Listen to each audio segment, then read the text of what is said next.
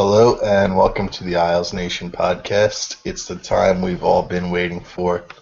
We are less than 48 hours from Islanders playoff hockey.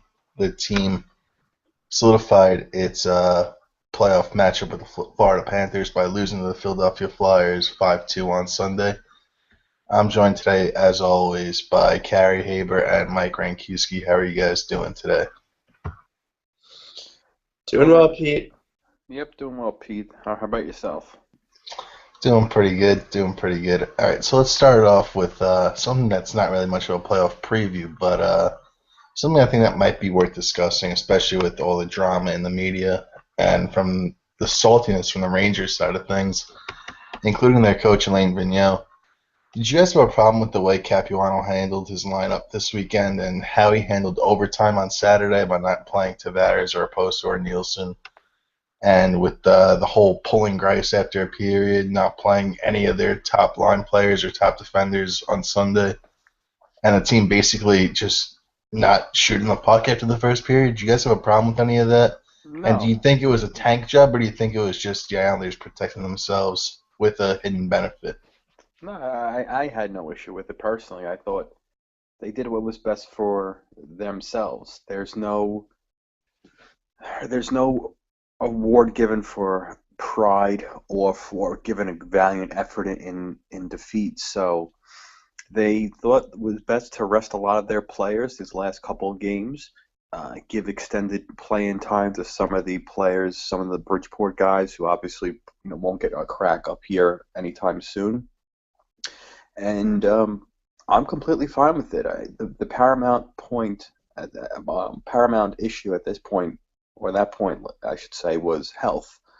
We saw what happened on Thursday when Anders Lee broke his leg by just a friendly fire slap shot from Johnny Boychuk. So these things obviously happen. The games meant nothing to the Islanders as far as playoff eligibility, and I have no issue with them taking the approach of treating it like a preseason game. There was nothing to play for, and obviously the gorilla in the room, it was, or the elephant in the room, it was, did they tank to get to Florida? I don't know if they necessarily tanked, but they obviously didn't try their hardest. If that is the same as a tank, then so be it.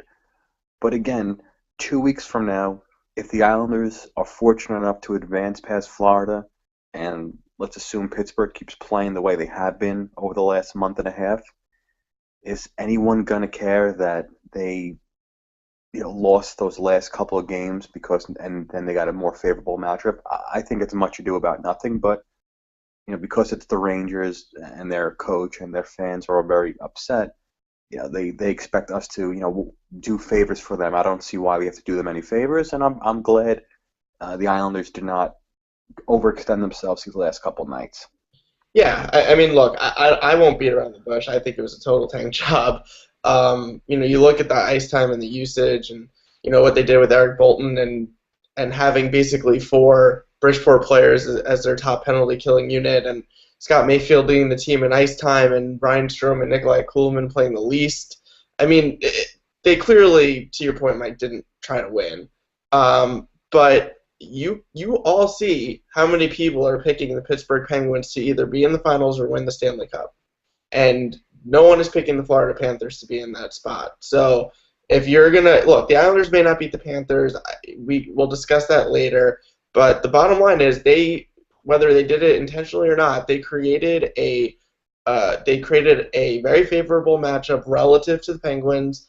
I mean, look, it kind of screws the Rangers in that regard. But, to Alain Vigneault's comments, and I thought Jack Capuano expressed it best earlier today, they pretty much did the same thing. They rested their starting goaltender. They rested their top scorer. They played AHL players the most minutes. I mean, both teams knew what was at stake. Even if they won't admit it to the media. And I don't want to get into this debate about the playoff system, but what it comes down to is if the playoff system was what it used to be, none of this ever happens, and we're not having this conversation. And so maybe that's something that the league will want to look at. So, I mean, yeah, they probably did tank, but should anyone have a problem with it? I don't think so. The Islanders, frankly, did what's best for their organization right now. And while there's no guarantees, to your point, Mike, in 2 weeks, no one should be looking back at the last two games and have any like real opinion on it, because at the end of the day, they were pretty much meaningless. Yeah, and to just reiterate, I don't know why so many in the media, and I guess that's a slant towards some of the Ranger fans and the Ranger beat writers, why they assumed the Islanders kind of owed them this valiant effort against Philadelphia. Philadelphia didn't play Wayne Simmons, Claude Giroux, Mark Streit, um, or Steve Mason. So to me, there was both teams on Sunday night especially knew the completely irrelevance of the matchup and treated it like such. They both very not. It wasn't a physical game. It was very much a preseason game, and the main thing was both teams got out healthy, and that's all that happened. The fact that the Islanders lost and ended up in a better bracket, all the better. Now, what really bothers me about this whole thing is I feel like a lot of this comes from the fact that we're the Islanders, and the media just loves to rip us apart. But if you look across the league, most teams in their last games that already had solidified playoff spots, they didn't play their players. Ovechkin didn't play for the Capitals. Crosby rested for the Penguins. I mean, you look across the league and start players and starting goalies sat out all across the league. So, I mean, I'm not sure why the Islanders wouldn't do the same thing. Tavares played. Right. Should people in Boston be up in arms because Pittsburgh decided to rest Letang and Crosby on Saturday against the Flyers? No. You have an 82 game season. At the end of the day, if you're fortunate enough to be one of the teams in the playoffs, you have to do what's best for your organization or what you think is best for your organization. I think most teams take the approach they'd rather have health than anything else. The fact that to have that health, the Islanders also got a more favorable matchup, that's fine. And if it is something to do with the media that, hey, we're the Islanders, so let's pick on them, who cares? I'm beyond, and we'll discuss this ad nauseum over the next hour or so, but I'm so beyond caring what anyone in the media says about this team, the organization, the players, the fans, the arena, or anything else. It's beaten to death. We're kind of the go-to punchline, and hopefully over the next couple of weeks we'll change that narrative.